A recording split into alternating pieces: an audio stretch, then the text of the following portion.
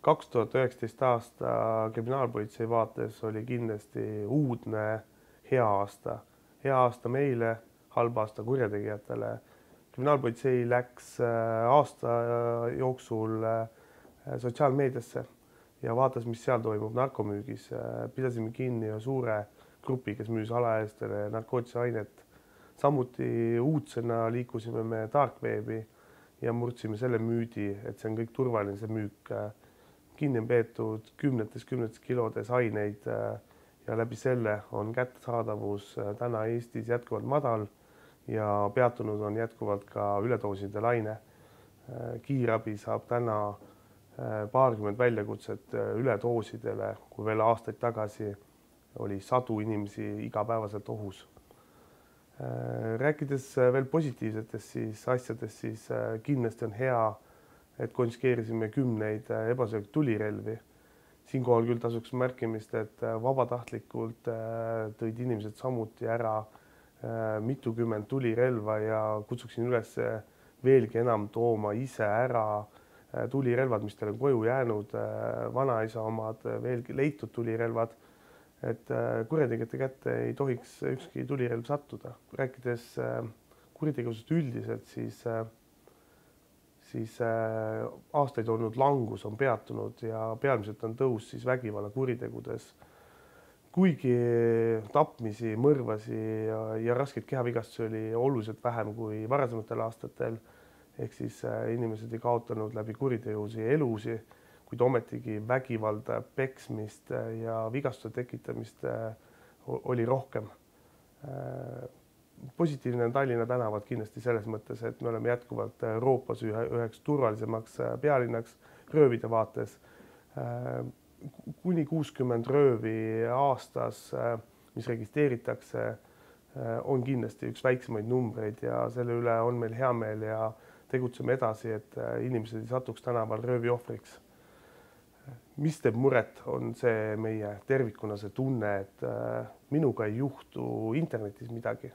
Et inimeste tunnetus arvuti kasutamisel, see turvatunne, paroolide jagamine, ligipääsu andmine on andnud kurjategijatele võimaluse varastada pangakontodelt raha, varastada isikute isiklikke andmeid ja samamoodi nad on muutunud ohtlikumaks internetis tervikuna, et täna ründavad kurjategijad pealmiselt inimesi, kes on haavatavad läbi arvuti ja seda tõusu me kindlasti näeme järgmistel aastatel. Mida me saame soovitada, on kindlasti hoidke selge pea ja kui teil keegi palub anda teile paroolid või ligipääsu arvutile, siis ärge tehke seda. Sellistel inimestel on alati kavatsus saada teilt kätte need andmed, mis on teil arvutis. Meie jaoks suur väljakutse oli kindlasti palju räägitud uimastamine. Me moodustasime meeskonna, et saada aru ja mõista ja ka uurida neid juhtumeid ja saada selgus, kui palju on uimastamisjuhtumeid Tallinnas Harjumaal. Et me oleme saanud sel aastal kokku 30 teadet uimastamisjuhtumitest ja neist 2 korral oleme tuvastanud, et narkootiline aine tõepoolest pandi inimese joogi sisse. Need 2 juhtumit ei olnud küll tegemist selles mõttes klassikalise uimastamisega, et aine ei olnud pandud selleks, et inimene jääks magama, vaid pigem selleks, et inimest ergastada, kuid see oli väga ohtlik tegu ja need inimesed ei teadnud, et nende joogi sisse on ainet pandud. Mida me näeme selles valdkonnas, näeme seda, et ohuks ei ole mitte avalikud ööklubid, vaid suur oht peitub meie enda tutvusringkonnas, väiksemates pidudes, väiksemates koosviibimistes, kus siis on inimesi, kes tahavad lihtsalt testida oma sõprade ja tuttavate peal, mida mingi aine teeb. Et olge oma klaasidega ettevaatlikud ja jookidega ettevaatlikud ka väiksemates ringkondades kui ainult ööklubides. Kokkuvõtteks liigume järgmisse aastasse uute väljakutsetega, et kindlasti jätkame uimastamise valdkonnas, kindlasti tööõnnetused teevad meile muret veel, et neid juhtub liiga palju. Samamoodi üheskoos me oleme teiega teinud palju head, et varavastane kuritegevus on saadud langusesse, et paneme järgmine aasta samamoodi uksed aknad lukku suveperioodil just esimese korruse elanikud.